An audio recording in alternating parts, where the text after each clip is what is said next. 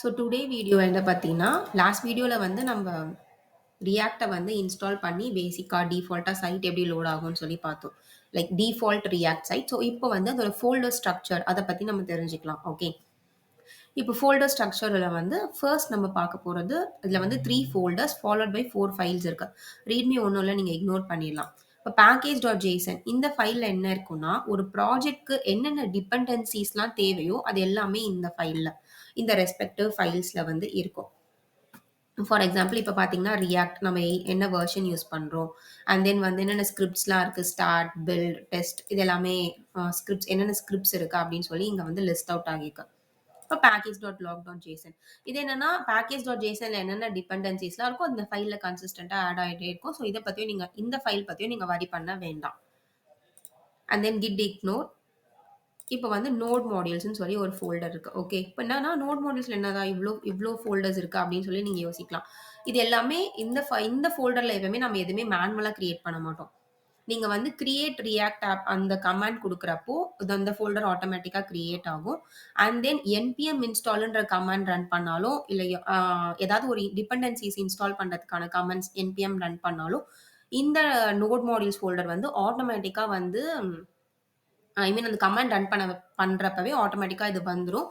அதாவது இது என்ன பண்ணும்னா, npm இன்ஸ்டால்ன்னு சொல்லி நீங்க கமாண்ட் ஹிட் பண்ண உடனே, இந்த ப்ராஜெக்ட்க்கு என்னென்ன டிபெண்டன்சிஸ்லாம் தேவையோ, அது எல்லாமே இந்த ரெஸ்பெக்டிவ் நோட் மாடியூல்ஸ் ஃபோல்டர் உள்ள அதுவே ஆட்டோமேட்டிக்கா கிரியேட் பண்ணிடும். ஜெனரேட் பண்ணிடும். ஸோ இந்த ஃபோல்டரும் ஆட்டோமேட்டிக்கா கிரியேட் ஆகுறது தான். அண்ட் தென் பப்ளிக் இதுல பார்த்தீங்கன்னா, ஃபேவ் ஐகான் இது React icon and then HTML file இருக்கு. இங்க பார்த்தீங்கன்னா, div id equal to root அப்படின்னு சொல்லி ஒரு div இருக்கு. இத நோட் பண்ணிக்கோங்க. நம்ம நெக்ஸ்ட் இன்னொரு ஃபைல் பார்த்துட்டு இந்த ஃபைலுக்கு நம்ம மூவ் ஆன் ஆகலாம். அண்ட் தென் இது ஒரு logo image. Then manifest JSON is just a JSON file. Then இப்ப பார்த்தீங்கன்னா, app.css ஓகே. இப்போ இந்த ஃபைல்லேருந்து வரலாம். index.js okay. ஸோ இந்த ஃபைல்ல என்ன பார்த்தீங்கன்னா, ரியாக்ட் டாம் இருக்கு. இந்த டாம்ல வந்து என்ன பண்றாங்கன்னா, கெட் எலிமெண்ட் பை ஐடி. இந்த ஐடி பார்த்தீங்கன்னா ரூட். டாம ரெண்டர் பண்றாங்க. வித் இந்த பர்ட்டிகுலர் ஐடி. இந்த ஐடி நம்ம ஆல்ரெடி index.htmlல இங்க பார்த்திருப்போம் இல்லையா? ஸோ இந்த ஐடி தான் இந்த index.jsலயே இருக்கு. ஸோ இதுக்குள்ள என்ன கால் பண்றாங்க? ஆப்ன்ற ஒரு காம்போனன்ட்ட கால் பண்றாங்க. இங்க இம்போர்ட் பண்ணியிருக்காங்க.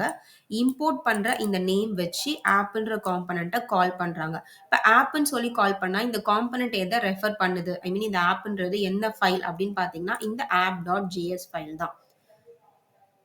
இந்த app.js ஃபைல்ல என்னென்ன HTMLஸ்லாம் உங்களுக்கு வேணுமோ, ஒரு பர்ட்டிகுலர் காம்போனன்ட் என்னென்னலாம் இருக்கணுமோ இந்த பர்ட்டிகுலர் காம்போனன்ட்ல அது எல்லாமே இருக்கும். ஃபார் எக்ஸாம்பிள் லோகோ இருக்கு. அண்ட் தென் அந்த டெக்ஸ்ட் பார்க்குறீங்க இல்லையா? அந்த டெக்ஸ்ட்டும் இருக்கு. அந்த டெக்ஸ்ட்டும் வரும். நான் npm one second npm start குடுத்தேன்னா, உங்களுக்கு அந்த டெக்ஸ்ட் வந்து வியூ ஆகும்.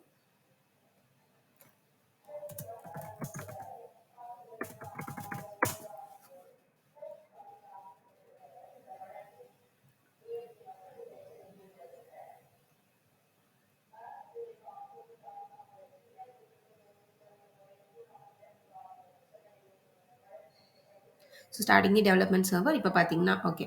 பார்த்தீங்கன்னா image and then edit and save to be reload and then learn React. அந்த லேர்ன் ரியாக்ட் நீங்க பார்க்குறது இந்த டெக்ஸ்ட் தான்.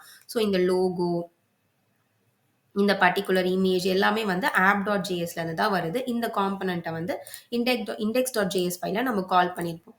index.css CSS file. இது வந்து JS ஃபைல். அண்ட் தென் இது காம்போனன்ட் ஃபைல்.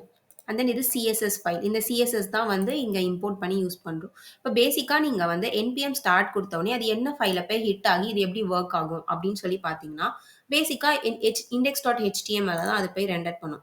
இங்க பார்த்தீங்கன்னா, டாம் ரூட் இருக்கு இல்லையா? இந்த ரூட் வந்து என்ன பண்ணும், நெக்ஸ்ட் வந்து இது எந்த ஃபைலுக்கு ஃப்ளோ ஆகும்னா, index.js. இங்க டாம்ல வந்து நம்ம ரூட்ன்னு குடுத்துருக்கோம். இது என்ன என்ன காம்போனன்ட்ட கால் பண்றோம்னா, ஆப்ப கால் பண்றோம். ஸோ ஆப்ன்ன உடனே அது எந்த காம்போனன்ட் ஃபைலுக்கு போகும்னா, app.jsக்கு போகும்.